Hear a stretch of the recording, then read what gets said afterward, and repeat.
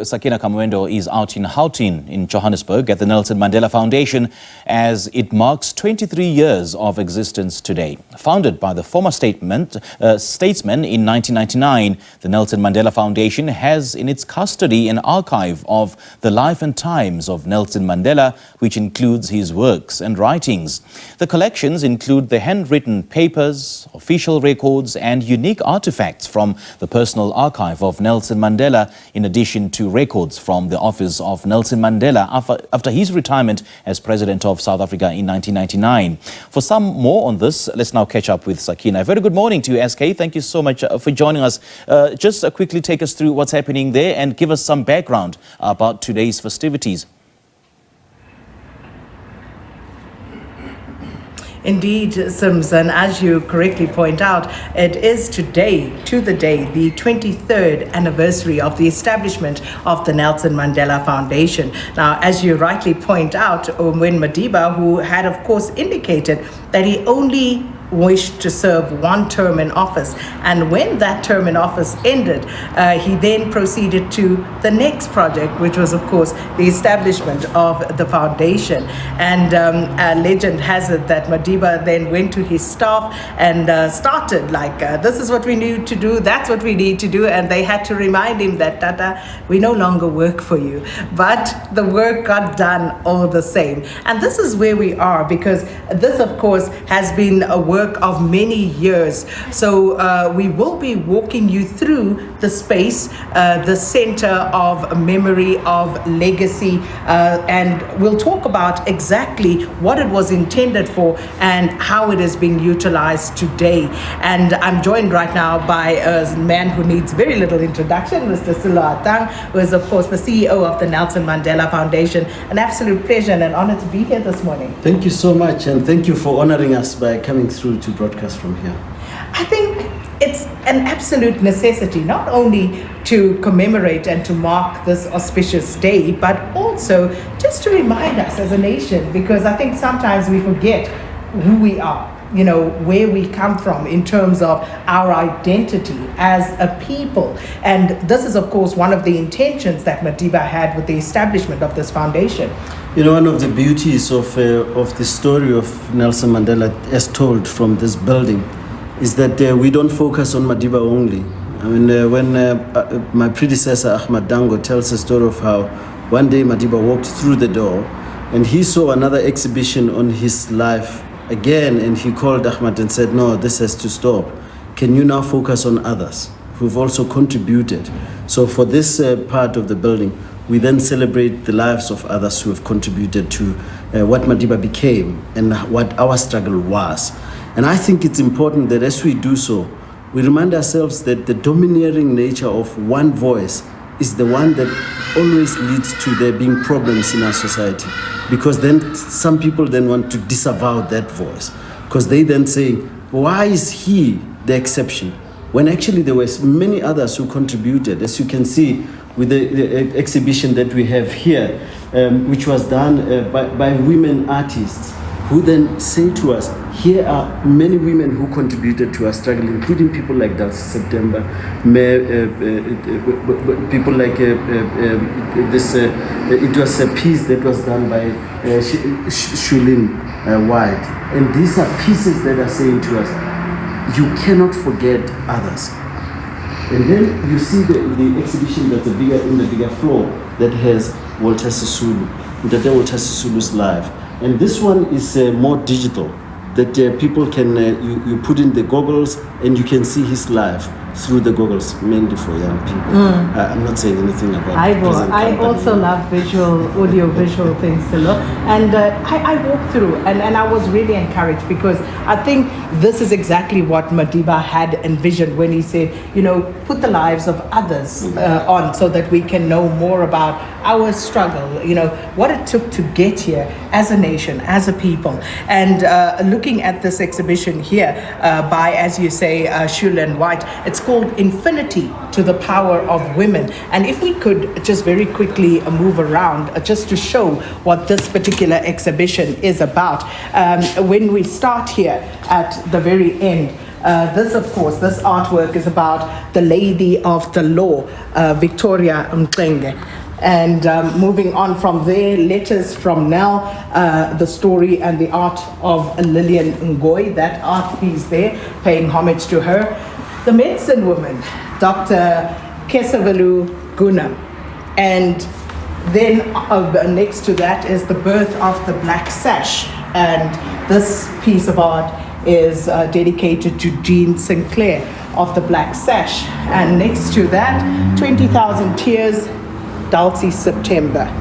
And you can see they all priced as well. Interestingly, with the life of Dulcie September, in fact, the Nelson Mandela Foundation is currently helping the family, the September family, to try get documents from the French government on what happened to her. So you can see the link. It's not just about the past, it's also trying to deal with the healing of our nation. Because our woundedness comes from people like this who were killed by the apartheid government, and nobody knows what actually happened. Indeed. And moving on, Rising Phoenix, Sissy Gould. And that's a beautiful picture there of Sissy Gould. And, you know, you can look in as you zoom in and you will see what the struggle was about for each of them. The story, there's fire, there's struggle, resist. And I think what this has done for me, and I'll tell you in a moment as we just complete this lineup, Beauty of the Heart, Charlotte Matleke, and then the final one we have is Through the Veil of History, Alice Victoria Kinloch.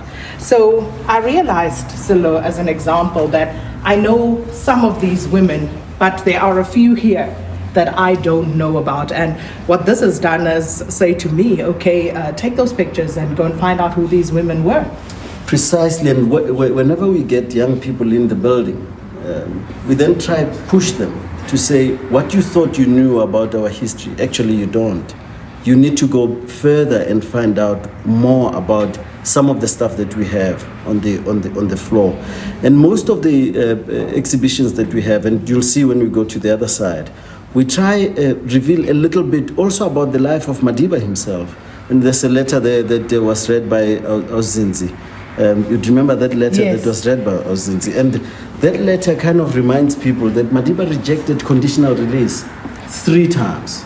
I mean, many people thought Madiba stayed there for 27 years. He chose to stay at some point because he could have been released in the 60s. He decided, no, I don't want to be released until what we fought for is then achieved. And that tells you that as a nation, we actually don't appreciate the sacrifices made for us to be where we are today. And these exhibitions are precisely to then say to us, how do we appreciate more of the work that we need to be understanding? And of course, there are so many quotes of Nelson Mandela, and this one really struck me as we came in. We have not taken the final step of our journey, but the first step on a longer and even more difficult road. And I think this serves as a reminder that Madiba had his long walk to freedom, but ours is still ongoing.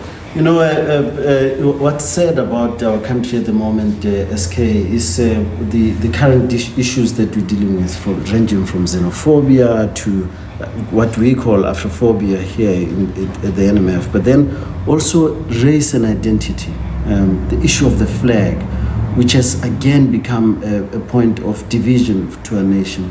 Issues of language, how the English language continues to just be the domineering language at the expense of what Madiba had in mind for us to at least have all 11 official languages celebrated. And I think these are things that as a nation we should say, that long road, difficult road that Madiba was referring to, we still have to keep going. Because we lingered for too long. Remember in Long Walk to Freedom, it says, you get to the top of the hill, a great hill, you think you've achieved something, you look down, then you see, oh man, there's many more valleys to cross and more mountains to climb. I can only rest for a little while, but may I not dare not linger, because it's in lingering that our nation will go down. And I suppose one could argue that at the moment we find ourselves in one of those valleys as a nation. But as you say, we shouldn't linger in the valley either, because there are many more mountaintops and many more valleys to explore. And it's that exploration where we need to then be saying, how many more people can we pull out of poverty? How many more people can we help see the light that democracy works for them too? That capital does not just extract from the poor, but it keeps giving, so that we build a nation that Madiba dreamed of. I mean, if we continue walking, and I want to show you how, in understanding our history, if you look at this, for example, this is a piece that was on display in the Soweto House, which Madiba wore. It's made of jackal skin, black-backed jackal.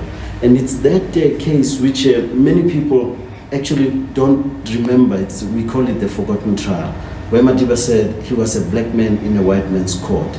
And he decided that he will then dress up like this in order to ensure that he comes through as an African man.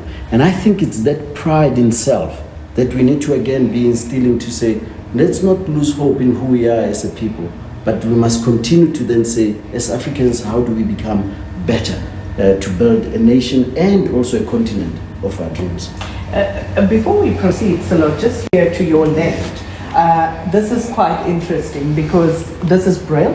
Yep. So we're very proud about this. We pride ourselves that we worked with a young person, a young woman called Kim, who does Braille. And we have always been intentional about bringing blind people to our building. So we have a school that we work with every other week. They bring their children here and they can appreciate the exhibition through Braille. And I think heritage institutions should try to do this, so that we build inclusive institutions that at least have people that can at least be able to understand what you have on display, even if they can't see it. Absolutely, and that really is a fine touch. And then this seems to speak to the beginning. The beginnings, Madiba's beginnings. I think maybe let's use this as a good example. There you have Madiba at the age of 20. Let's try and find him. So, try find him there. Can you find him? He's the fifth at the back row. There he is. That's Madiba there. So there he is. So we're again trying to locate some of these photographs and say that that's Madiba at school back then. But then next to that photograph, to your left, this is the South Africa we forget about, SK. If you look at this photograph, you'll see how black people are on the one side and white people are on the other side. One person came through and said white people understood social distancing a long time ago.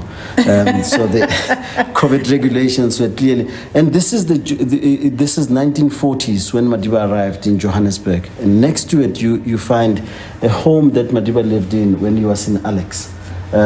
When he moved to Alexandra in 1941. And it's that Alex that Madiba says it helped him realize that our nation was more diverse than he had initially thought. And I think it's this is the part of our history that we need to always be reminding ourselves about. And of course, that's Madiba, the Sisulu wedding. And that's where he also found his first wife, Ma Evelyn. And I think it's that kind of thing that I'm always saying we need to also be showing how the whole Madiba, as a young person, a militant too. That's Madiba being trained by Algerians, and this is the part we disavow. We prefer to have the Madiba who is an old man, as students call it, they say the teddy bear Madiba. But this is the Madiba who was a militant, and that we should also be celebrating, to say this is part of our history that was built by the continent. And I guess it's about not trying to sanitize the man, but showcasing him in all his facets. Precisely. So we're just quickly going to run through the rest of it now, Silo, but here? I think here, let's the viewer might appreciate this more. If you come close, you'll see that Madiba was sentenced to 5 years imprisonment. That's the forgotten trial. And you'd see he was supposed to have been released by the 6th of November, 67. They scratched it and wrote, life. This is the Rivonia trial, imprisonment for life. Those are Madiba's fingerprints. That's the speech Madiba gave where he said he was prepared to die. Though that famous speech. That famous speech, April 1964, when Madiba said what he was prepared to die for. And of course, Ndade George Bezos's inclusion of if needs be, that he was then prepared to die. So this, again, it's a Madiba who is trying to then display him as a father, someone who has a home and is at home in Soweto. A boxer, of course, he was not a professional boxer. There's some person who came to the NMF and said Madiba's boxing was lousy, but it's because he was actually not a professional boxer. Yeah, so, I believe he wasn't very good at it. so and then of course that's Madiba in prison. And then this piece we'll appreciate later. This is Madiba's correspondence. Yesterday I showed you some of the letters. When we go downstairs in the vault, you'll see that Madiba was allowed 2 letters a year, of 500 words per letter. And they could use it as the prison authorities could decide to take the privilege away or give him more letters. And some of those letters we have, this is now a register of what he sent out. This is in his handwriting of what he sent out. A fascinating letter next to it. It's a smuggled letter out of prison, where you see Madiba writing to his lawyer about the prison conditions. Is this the original? Original. So this is the facsimile copy. Sorry, the original is downstairs, but that's the facsimile copy. You can see it's a 10-page letter, 46664, January 1977, and there. This letter was smuggled out of prison, and when you go to our website, you'll be able to appreciate, blow it up so that you can appreciate how Madiba wrote this letter about the prison conditions. I thought maybe behind you, we could take... I'll tell you what, we'll come back to this because there's so much here and I don't necessarily want to rush it and we have to go back to studio for news. But as Silo was saying, maybe behind me here, and we'll go into this when we come back. This looks like a cell. Of Madiba's cell, yeah, on Robben Island. The 18 years he spent on prison. And I wanted to highlight that bucket there. That's Madiba's cell, as you can see the photograph. And Dr. Ahmed Kathrada, Mr. K, once told us a story of how Madiba was a servant leader to the core. One of the fellow prisoners, was not well. And every morning Madiba would go into his cell to take his bucket, go clean it. And in the afternoon, after they do the work in the field, he goes back in there, check on his comrade, clean his bucket and give it back. Now, that's the lowest service you can give as a leader, a great leader that he was. So we're going to park it for the time being. Of course, we'll come back and tell you more, walk through this wonderful, wonderful space. And I can tell you, that enigma, it just is all over, I suppose, because these are parts of that great man. And today marks the 23rd anniversary of the establishment of the Nelson Mandela Foundation. We're going to hand you back to Simpiwe for the news at 8. And when we come back, we'll tell you more about the story and also go into that archive. Man, you don't want to miss that. And we'll also make a stop, if Silo allows us, in Madiba's office. So all of that still to come. But for now, it's back to you, Sims.